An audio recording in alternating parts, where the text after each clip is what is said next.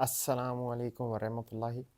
And much has been made about the recent niqab ban in French schools of Muslim girls. So any Muslim girl who wants to wear the niqab no longer can. And I was seeing this one French man saying that that the Muslim ladies or the Muslim girls should feel privileged that they live under the French rule and that the French law allows them this freedom of religion and expression. And if they lived under the Islamic law, they would have been allowed none of it. And so, as always, we must come in and educate our Frenchmen in regards to the realities of the world, as secularism has completely clouded their judgment. So, I challenge the Frenchman to show me a legal system like the Islamic legal system and the things that it has done that I will state shortly. And the things that I am about to state would be really, let's say, unbelievable to the Frenchman because they don't know about any other tradition apart from themselves, and they imagine everyone else is lower than themselves because of this misplaced superiority complex that they have. And the Islamic legal system actually allowed dhimmis, by dhimmis we mean non-Muslim citizens, semi-autonomous regions in which they could rule by their own legal norms and principles. I repeat that. Islamic law allowed dhimmis, which are non-Muslim citizens, to live in semi-autonomous regions in which they could rule by their own laws and principles. And we know this from the Prophet ﷺ that he allowed Jews to not only practice their own way of life in their semi-autonomous regions, but also to hold court and to give rulings based upon their scriptures, and for those rulings to then be acted upon and then to be carried out or enforced. And this is also true for any dhimmi, any person who has any group of individuals who have their own legal system and they can implement it semi-autonomously in their regions under an Islamic state. So this is the amount of religious freedom and expression that we allowed.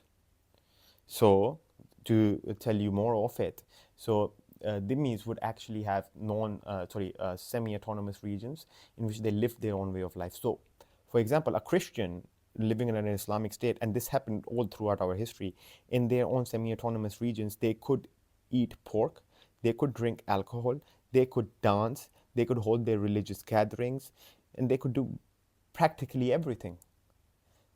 There were a few rules that they had to follow. So we wouldn't allow public complete indecency, pardon, like the French, with naked beaches. But we didn't allow complete public indecency in places that were combined between Muslims and non-Muslims.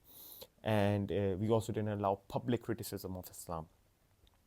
Now, we allowed criticism of Islam if they did it in their own semi-autonomous areas, but they couldn't criticize Islam in front of Muslims. So they could do it in their own semi-autonomous regions. So obviously, a Christian doesn't believe that the Prophet ﷺ was a prophet. So they are allowed to hold that belief and they are allowed to tell their people that belief. But they are not allowed to try to propagate their faith to Muslims. And a Frenchman might just, look at me and say, that's against freedom of expression and religion. Well, Mr. Frenchman, if I came to the middle of Paris and I just decided to say that, I do not believe that a man can become a woman, and I do not believe that a woman can become a man, I do not believe that you can be a dog, and I do not believe that homosexual acts are justified, then would that be allowed in France?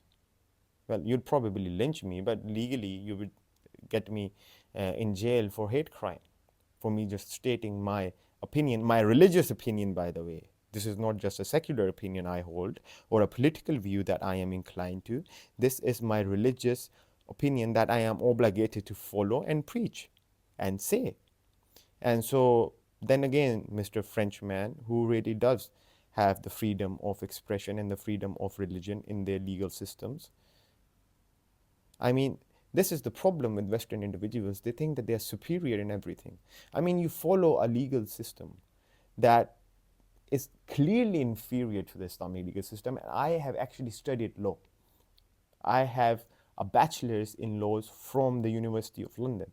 And if the viewer wants, I can make a 2-hour long video displaying how the Islamic legal system is superior in all aspects. But I don't want to waste your time. If you're interested, you can drop down in the comment and tell me, and we can do that another time. But the superiority complex is completely misplaced. I mean, you follow democracy, for the love of God. It's a 3,000-year-old flawed system. And you want to say we are backwards? We? Whereas you follow a system that's 3,000 years old. And I would actually say that you can respond to me by saying that that's a genetic fallacy. You cannot discount a proposition based upon its origins, and you would be right. But this is just to show you that if you want to talk about backwards in the sense of old, then you're much older than us in your thinking. And in regards to many different things that these Western individuals display, they just want to justify their barbarity, yeah, by trying to suppress Muslims as much as possible because they're afraid of Muslims. They recall all of the tragedies and all of the oppression that they have done upon us, especially the French that they did in Africa. And they think that if Muslims were to get the upper hand, then the Muslims would exact revenge. And this is something that the brother in Middle Nation said, and he said it beautifully, much better than I'm saying it. And he said that exactly as I've said it, that they think that if the Muslims were to gain upper hand because of the barbarity and the cruelty and the tyranny that they have done upon us, that we would exact our revenge. But little do they realize, unlike them, we do not compromise upon our principles because they think only from their paradigm. Yes, and we won't do any of those things. And so, should a Muslim woman be allowed to wear the niqab in the school? Well, obviously she should. If the Frenchmen are the champions of the freedom of religious expression, then obviously they should.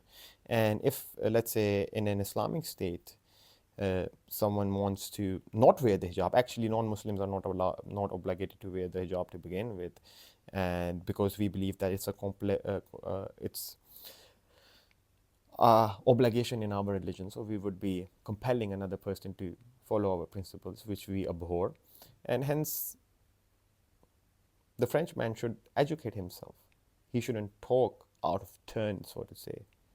Yes, he should talk if he has knowledge, and he should keep quiet otherwise. And that's all I'll say about that.